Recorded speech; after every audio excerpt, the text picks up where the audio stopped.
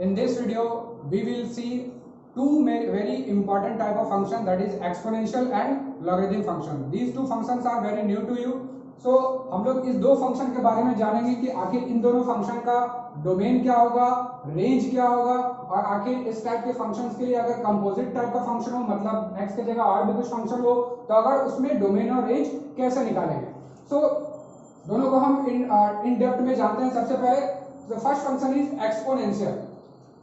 An exponential function is like this: y is equal to a to the power x, where a is called base and x is exponent, और आप इसको power भी बोल सकते हैं, मतलब a का पावर x ऐसे पढ़ सकते हो, या a raised to the power x. तो यहाँ पर जो एक्सपोनेंशियल फंक्शन है, तो जिस तरह से किसी भी फंक्शन का, जैसे क्वाड्रेटिक फंक्शन के लिए मैंने बताया कि क्वाड्रेटिक फंक्शन के डेफिनेशन के लिए वो a का जो टर्म है, दैट इज एक्स स्क्वायर का जो कोएफिशिएंट है a, वो जीरो नहीं होना चाहिए. तो कुछ ऐसा ही कंडीशन यहाँ पे भी है कि यहाँ y इज इक्वल टू जो a to the power x है, यहाँ पर ये a का जो वैल्यू, ये समथिंग कांस्टेंट होगा, कुछ भी हो सकता है, 1 2 3 4 5 1 2 एनीथिंग. तो यहाँ जो ये कांस्टेंट टर्म a है, this a must be greater than 0, means positive होना चाहिए, इवन जीरो नहीं होना चाहिए. देखिए ध्यान से, यहाँ पे इक्वलिटी नहीं लगा हुआ, दैट मींस यहाँ पर a ग्रेटर देन 0 होना चाहिए. It can not be, it should not be equal to 0. तो एक एक्सपोनेंशियल फंक्शन का अगर हम डोमेन चेक करें, तो जो डोमेन होगा वो simply real number, that means real number, real line के किसी भी x के वैल्यू के लिए ये y is equal to a to the power x defined होगा. सो मेरा डोमेन क्या है? पूरा रियल नंबर. अब जो डोमेन है real number, but the range is defined on some particular base. जो रेंज है वो आप डायरेक्टली नहीं बता सकते, उसके लिए आपको देखना पड़ेगा a के बारे में. देखिए अब a ग्रेटर देन 0 है, तो यहाँ a ग्रेटर देन 0 के बाद हम इसको दो केस में बांटते हैं. पहला a 0 से 1 के बीच, मतलब a जो क्या है, ग्रेटर देन 0 है बट 1 से छोटा है, दैट मींस ये 0 से 1 के बीच लाई कर रहा है, 1 भी नहीं है और 0 भी नहीं है. ठीक है, एक ये हुआ. दूसरा है कि a अगर 1 से बड़ा हो, तो ये जो कंप्लीट इंटरवल है, दैट इज यहाँ ये 0 और यहाँ 1, तो हम इस क्या करें, इसको एक इंटरवल ले रहे हैं 0 से 1 के बीच, मतलब इस जोन का, और दूसरा फिर यहाँ से, this is first, this is second. अब इन दोनों इंटरवल के लिए ये y to the power y is equal to a to the power x का कर्व डिफरेंट है.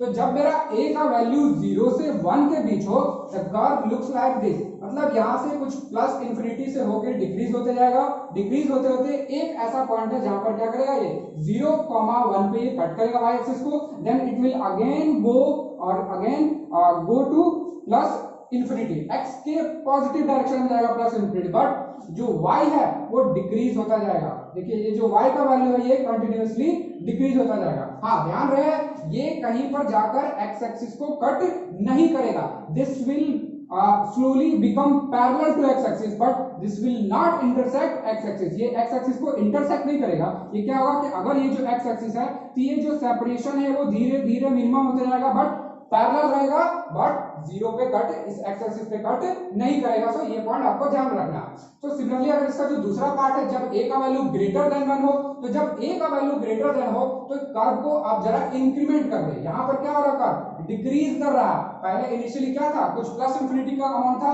प्लस इंफिनिटी से घटते घटते क्या हो गया, 0 होते गया. ये जो गैप है वो कॉन्स्टेंटली डिक्रीज हो रहा है. बट इस केस में इनिशियली क्या होगा, इनिशियली माइनस इंफिनिटी, जो ये गैप है वो बहुत ही कम होगा. फिर ये जो गैप है धीरे धीरे बढ़ते बढ़ते इधर प्लस इंफिनिटी की ओर बढ़ते जाएगा. तो इस केस में क्या है, ये कर्व डिक्रीजिंग है, इट इज डिक्रीजिंग, और इन this case it is increasing. तो ये दो पॉइंट ध्यान रखना है कि आखिर जो a का वैल्यू है, अगर वो 0 से 1 के बीच है, कर्व क्या होगा, ऐसा. अगर a ग्रेटर देन 1 है तो कर्व कैसा होगा, ऐसा. तो अगर हम इन दोनों केस के अगर पार्टिकुलर में देखें कि आखिर रेंज कैसे डिफाइन करेंगे, तो अगर हम रेंज देखें, तो इस केस में जो मेरा रेंज है वो समथिंग प्लस इंफिनिटी, और इधर क्या जा रहा है, इधर 0 होते जा रहा है. तो अगर हम रेंज देखें तो ये this is not exactly 0, but यहाँ पर रेंज क्या होगा, 0 से लेकर प्लस इंफिनिटी तक, क्योंकि हमको मिनिमम वैल्यू लेना है. यहाँ पर प्लस इंफिनिटी है, यहाँ पर 0 है, दोनों में मिनिमम कौन है, 0. तो जो मिनिमम होगा वो पहले लिखेंगे, मैक्सिमम वाला बाद में. तो हम क्या देख रहे हैं कि जो मेरा रेंज होगा वो क्या होगा, दैट विल बी 0 ओपन, और इंफिनिटी तो ओपन होता ही है. इस केस में भी अगर हम देखें यहाँ पर मेरा मिनिमम वैल्यू कितना है 0 है और धीरे धीरे इंक्रीज करके कहाँ जा रहा है प्लस इंफिनिटी की ओर। So in this case also the range lies between 0 to plus infinity. So in both these cases the range of an exponential function that is a to the power x का जो range होगा वो कहां से कहां होगा 0 से plus infinity की ओर। अब देखते हैं इसका दूसरा पार्ट लॉगरिथम। ये जो फंक्शन है ये पूरी तरह से न्यू है और बहुत ही इंपॉर्टेंट फंक्शन है, क्योंकि इस फंक्शन का यूज सबसे पहले इसका बेसिक यूज क्या है ये मैं इसको डिस्कस करता हूं कि अगर मान लीजिए कि आपको एक वैल्यू दिया गया है, मान लीजिए कि आपको फाइंड करना है y is equal to 5 to the power x है, जहां पर अगर आपसे पूछा गया कि x का वैल्यू 2 है तो ये बहुत ही सिंपल होता है 5 to the power 2 that is 25। ये निकालना तो बहुत आसान है। अगर हम जस्ट इसका उल्टा पूछें, अगर इसमें इस जगह पर अगर हम इसको पलट के ये पूछ दें कि 5 to the power x is equal to 1 2 3 या लेट्स से 1 2 5, कि आपको यहां पर क्या बताना है कि 5 पे कितना पावर दे या 5 को कितना पावर तक रेज करें कि 1 2 5 हो जाए। तो यहां पर तो आपको बहुत इजी लगेगा solution, x will be 3, 5 into 5 into 5 is 125। But अगर ये 5 की जगह हटा के इसको अगर हम कर दें 120, नाउ इन दिस केस 5 का कोई भी ऐसा इंटीग्रल पावर नहीं, इंटीग्रल पावर मतलब x का वैल्यू जो भी क्या होना चाहिए, कोई नेचुरल नंबर या इंटीजर होना चाहिए। तो x का कोई एक ऐसा नेचुरल नंबर वाला पावर नहीं है जिसको अगर हम 5 पे रेज करें तो 120 आए, क्योंकि 5 का कोई भी पावर में 120 नहीं आएगा। तो इन दिस केस x का वैल्यू कैसे बताएंगे, तो इस टाइप के इक्वेशंस को सॉल्व करने के लिए, x का वैल्यू फाइंड करने के लिए we have another tool in mathematics that is called logarithm. तो अब आखिर में इस इक्वेशन को हम क्या करते हैं, पहले इस इक्वेशन को कन्वर्ट करते हैं लॉगरिथम इक्वेशन में, और जो इक्वेशन को कन्वर्ट करने का तरीका है सबसे पहले उसको समझते हैं। तो सबसे पहले हम आते हैं एक्सपोनेंशियल पार्ट में, कि मान लीजिए कि मेरे पास ये जो a to the power x है इसका वैल्यू समथिंग n है। कुछ होगा अगर x का वैल्यू हम कुछ पुट करते हैं, a तो मेरा क्या है कांस्टेंट नंबर है, फिक्स है, तो अगर a का वैल्यू कुछ है, अगर हम x का वैल्यू यहां पुट करते हैं तो कोई वैल्यू आया n। Now this a is again greater than 0, जैसे यहां पर बताया कि a क्या होना चाहिए, ग्रेटर देन 0 होना चाहिए। एक कंडीशन आ रहा है कि a 1 नहीं होना चाहिए, क्योंकि देखिए 1 का अगर हम यहां 1 डाल दें तो 1 पे हम कितना भी पावर रेज करें, x का कोई भी वैल्यू 1 के ऊपर डालते हैं तो वो क्या होगा, ऑलवेज 1 होगा। तो वो कोई पर्टिकुलर फंक्शन नहीं होगा, क्योंकि अगर हम 1 पे पावर समथिंग यहाँ कुछ भी डालें ऑलवेज क्या आएगा 1 ही आएगा। सो वो कोई मैटर नहीं करता, वो कोई स्पेशल टाइप ऑफ फंक्शन नहीं है। सो अगर आपको इस एक्सपोनेंशियल पार्ट से अगर लॉगरिथम में जंप करना है तो इसको लिखने का तरीका क्या है। सो यहाँ पर मेरा क्या है, ये base, this is exponent and this is some number n। Now, what do we have to find x? यहाँ पर हमको ये x बताना कि आखिर ये x क्या होगा। तो जो हमको ये x बताना है that is this exponent will come here, यहाँ पर x का वैल्यू यहाँ x रह जाएगा। अब जो बेस है वो यहाँ बेस पे चला जाएगा, दिस इज बेस। तो जो एक्सपोनेंशियल पार्ट में बेस था वही लॉगरिथम पार्ट का भी बेस होगा, और ये जो n है यहाँ इसके लिए क्या हो जाएगा, पावर।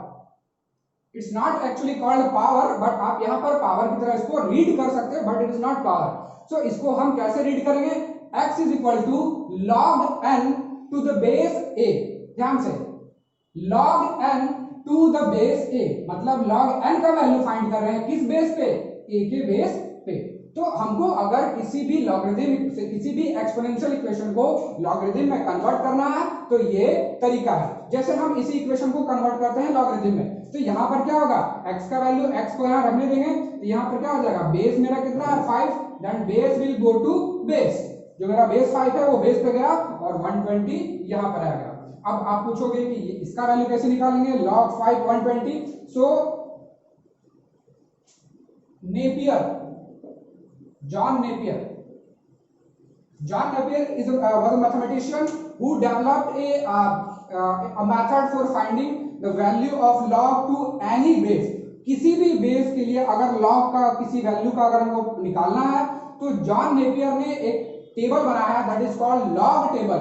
उस log टेबल को यूज करके हम log के किसी भी वैल्यू के लिए, ध्यान रहे किसी भी वैल्यू का बोलने का मतलब कि उसके डोमेन में हो, that is a greater than होना चाहिए, बेस क्या होना चाहिए, ग्रेटर देन 0 होना चाहिए, 1 नहीं होना चाहिए, और बाकी ये जो n का वैल्यू है this n also greater than 0, ये n भी क्या होना चाहिए, पॉजिटिव नंबर।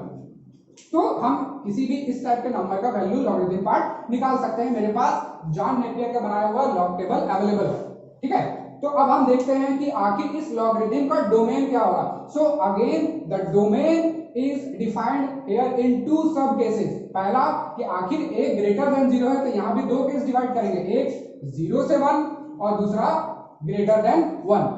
सो इफ 0 से 1 है तो 0 से 1 में the curve will look like this. So it starts from plus infinity, मतलब जो y है इसको प्लस इंफिनिटी में कहीं पर टच कर रहा है, but it is not actually cutting it, ये सिर्फ इसको पैरेलल होते जा रहा है इसके। तो ये यहाँ पर प्लस इंफिनिटी से इंक्रीज कर रहा है, सॉरी डिक्रीज कर रहा है, डिक्रीज करते करते एक ऐसा पॉइंट है जहां पर एक्स एक्सिस को कट कर रहा है, that is at 1 0 and it is again going to minus infinity. When a is greater than 1, just इसका उल्टा, यहां पर क्या हो रहा है, ये डिक्रीज हो रहा है, इन this case it will increase. तो यहां पर क्या देख रहे हैं कि अब मेरा जो वैल्यू है वो इंक्रीज कर रहा है। इनिशियली क्या था, माइनस इंफिनिटी है, यहां पर ये माइनस इंफिनिटी पे ये जो कर्व है ये y एक्सिस के पैरेलल हो गया माइनस इंफिनिटी पे, और धीरे धीरे क्या हो रहा है, इंक्रीज हो रहा है। तो इंक्रीज होते होते अगेन ये कट करता है किस पॉइंट पे, 1 0 पे, and it goes on increasing till plus infinity. हाँ, बस ध्यान ये रहे कि यहाँ जो ये प्लस इंफिनिटी की ओर जाता है, but the rate of going to plus infinity is decreasing, मतलब धीरे धीरे वो जो रेट है उसका इंक्रीज होने का वो डिक्रीज होते जाता है। So we have two cases यहाँ। अब अगर हम रेंज यहाँ पर भी देखें तो कर्व देख के आपको ऑटोमेटिक रेंज दिख जाएगा कि रेंज कहाँ से कहाँ तक है। The minimum value is minus infinity, maximum value is plus infinity, the range is minus infinity to plus infinity, range minus infinity से प्लस इंफिनिटी। सिमिलरली इस केस में भी मेरा रेंज कितना हो जाएगा, that is minus infinity to plus infinity. So in both cases the range is minus infinity to plus infinity.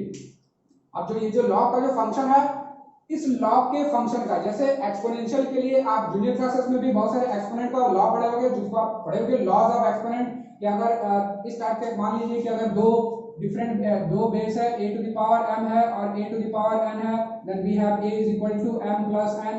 So these are some laws of exponent. तो जिस तरह से इसमें लॉ है एक्सपोनेंट में, there are laws on logarithm, इसमें भी बहुत सारे इंपॉर्टेंट लॉ है, और साथ में इनइक्वालिटी का बेस पे भी लॉ है, क्योंकि ये तो इक्वालिटी वाला इक्वेशन हुआ, इस लॉगरिथम में इनइक्वालिटी का भी इक्वेशन होगा, दैट इज ग्रेटर देन 0 और less than equal to 0, greater than 0 और लेस देन 0। तो इस टाइप के इक्वेशंस को भी सॉल्व किया जा सकता है, और जो डोमेन फाइंड करने का तरीका है लॉगरिथम का वो भी होगा। तो जितने भी वो जो लॉग के प्रॉपर्टीज हैं, that or those all properties are provided in the description link, वहां पर आपको पीडीएफ का लिंक मिलेगा, आप वहां पर जाके इसका जो सारा प्रॉपर्टी है लॉग का आप उसको डाउनलोड कर सकते हो।